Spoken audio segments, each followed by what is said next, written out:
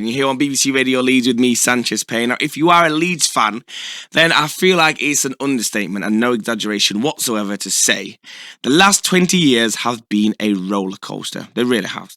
European football, followed by financial problems, relegation down to Division 1 with Ken Bates, Steve Evans in charge, takeovers, and now a resurgence back to the Premier League, led by El Loco Marcelo Bielsa.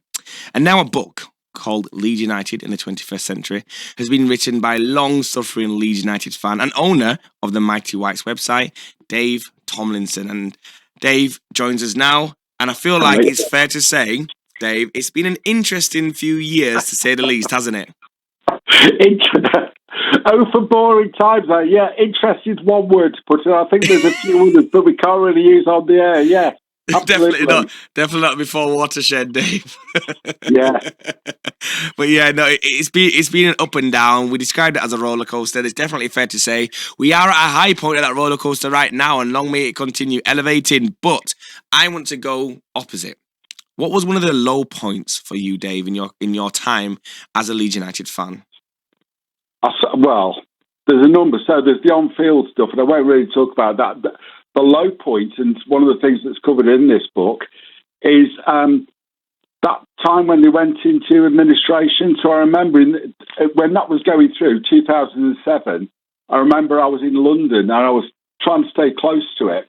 And it was just this feeling that it could be in the next week or so, there wasn't going to be a football club anymore. And it's amazing. When you get into that, you think about, what would I do? How would I spend my time? I'm quite obsessive. I don't get to that many games, unfortunately, but I'm a real obsessive around this. And just thinking about, if it wasn't there, what would I do? And more to the point, what could I do to do anything about it? A lot of process at the time. And that was a rallying point for Leeds fans, I suppose, because of Bates. But that was dire. Just thinking what could have happened if we went out of business and what that would have meant. And I feel like for those that you say, the diehard Leeds fans, those kind of moments are really integral to what it means to be a fan, because they are the times where you have to really dig deep for your love of the team, isn't it? Absolutely, yeah, absolutely. And it is. I mean, that's why I love this club, and while I'll always love this club.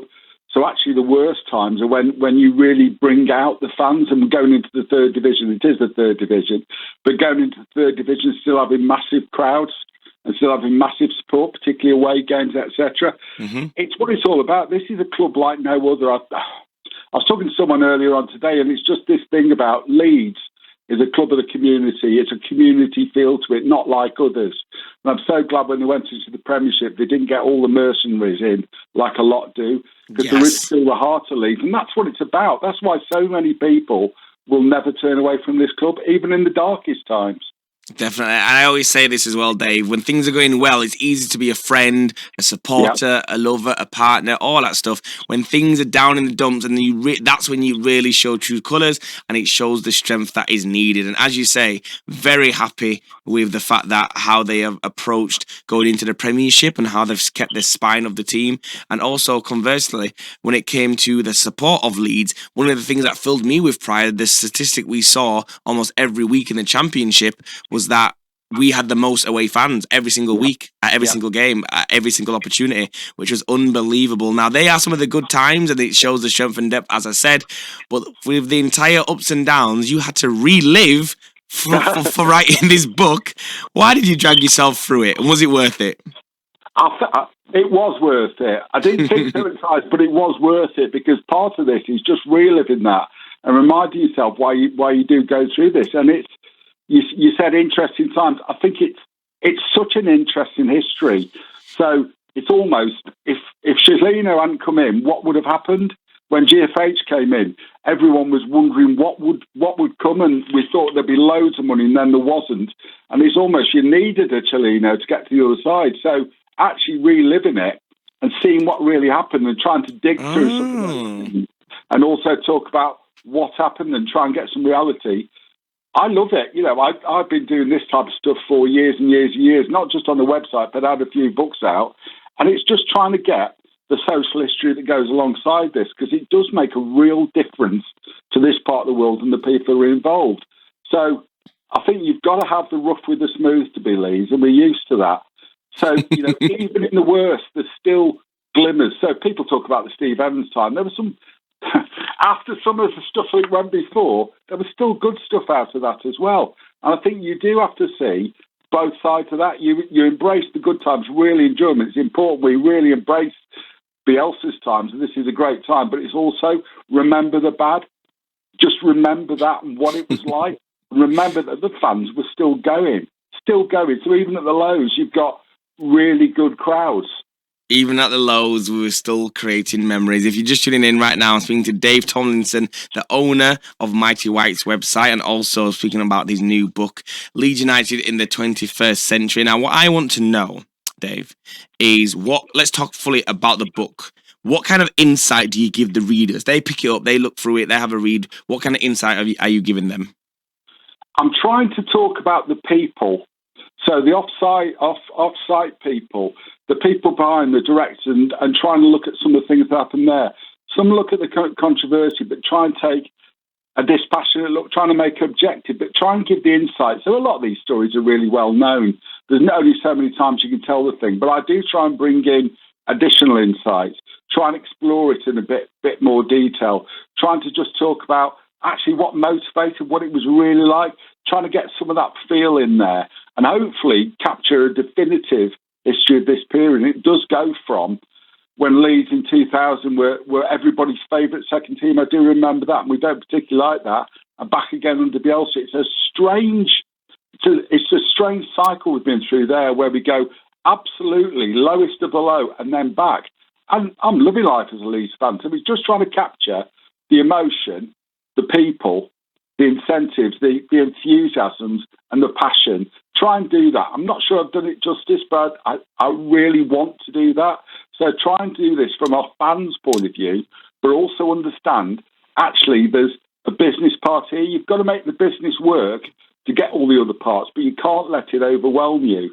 And it's like, it's interesting, the bit about Radrizani and what he's done and the recreation of the club.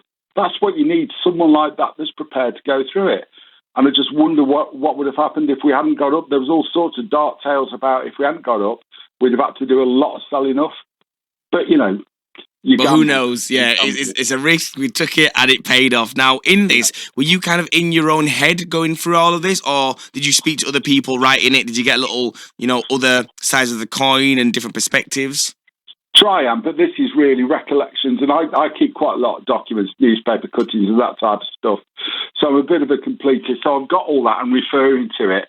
So try and, as largely as possible, keep this original, keep it fresh, and not try and lift from others.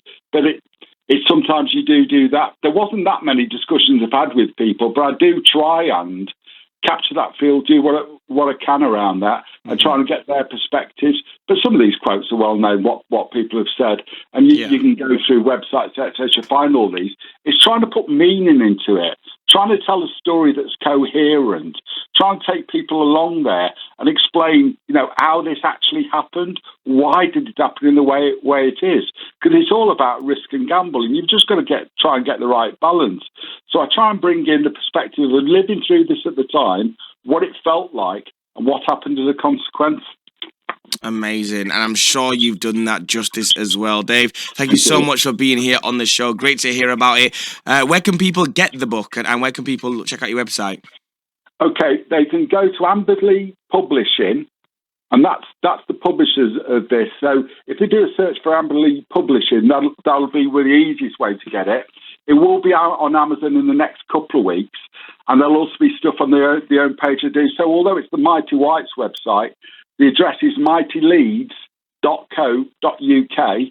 So that's got the history of the club, go way back when to when it was Leeds City. It's also got details of this and previous books on, and that'll give you links to where you can get from. So please visit and enjoy.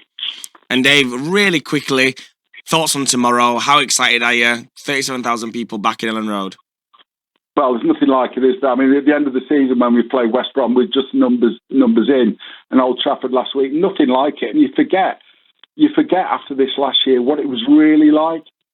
I remember full Ellen Road. I remember the playoffs against Derby and losing there and what that was like. Yep. And said to people, both the highest and the lowest point in your life, and they're nothing like it. So urge you, if you can, get down tomorrow, cheer them on. This is about football as it should be for Leeds. Real football back at Ellen Road. Dave, thank you so much, man. Congratulations on the book and well done on everything you've got coming forward. And we hope we're going to end this great conversation with a lovely weekend win against Everton, right? Yep, cheers. Thanks a lot. Let's get it. Cheers. Big thank you, man. Oh, loving that. Big shout out to Dave Tomlinson.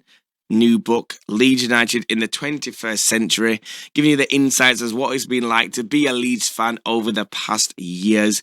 And of course, Mighty White's website, get yourself on there. He is the owner. Looking forward to a big day tomorrow. West Yorkshire Sport is going to cover everything Ellen Road back in with the fans in ER against Everton. 37,000. It's going to be epic.